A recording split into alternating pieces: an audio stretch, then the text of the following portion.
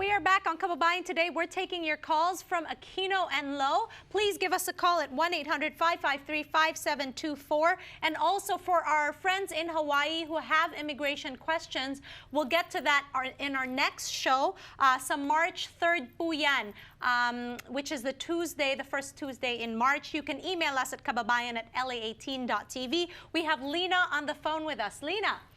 Yeah, hi. I just have... Hello? I can... Yes, we're here. Hear you. Hello? Nandito po kami.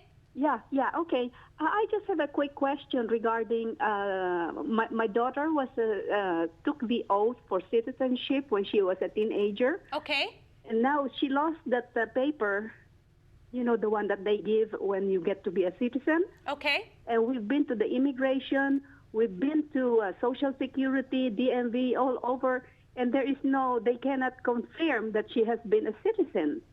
Where do I go to get help so she can get her passport? Okay. Yeah, that's a great question. There are forms that you can file with immigration to get a copy of your naturalization certificate.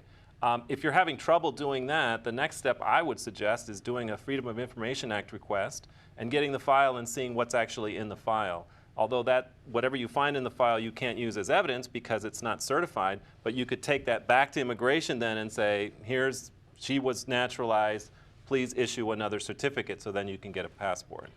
And actually, in her situation, she indicated that her daughter was a teenager. Yes. And actually, in order to be eligible to naturalize as a citizen, you have to be 18 years old.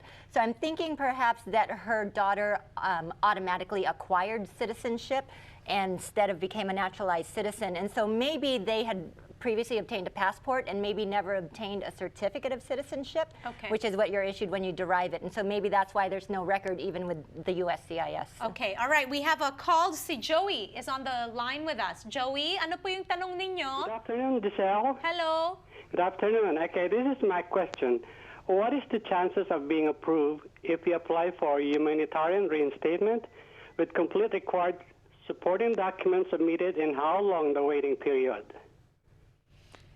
It really depends on the type of humanitarian reinstatement we're talking about in this particular situation of the individuals.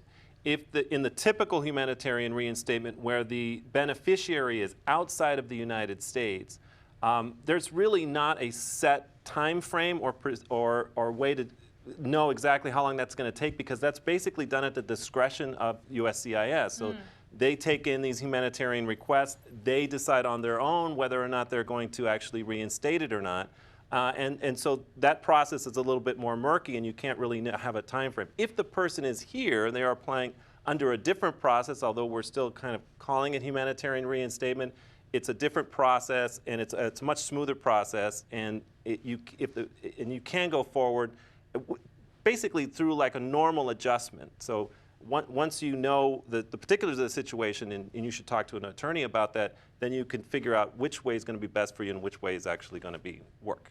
All right. Well, thank you so much, Attorney Loew, Attorney Aquino-Silva, for providing our kababayans out there with information that will really help them to hopefully get their documents in the right order. Remember, you must consult with the lawyers that know what they're talking about, because it's so easy to go to paralegals who offer advice. Pero we suggest that you get the right information. Aquino and Loew are there to help you out. Maraming salamat for being on the show today, and thank you very much to all our kababayans who have called. Remember, if you are in Hawaii, we did not go live today there, but you can email us with your immigration questions at kababayan@la18.tv, and we'll get to that in March 3rd here on Kababayan Today. So mark that down in your calendar. Maraming salamat po. Ako po si G. Tonji. We'll see you all again tomorrow.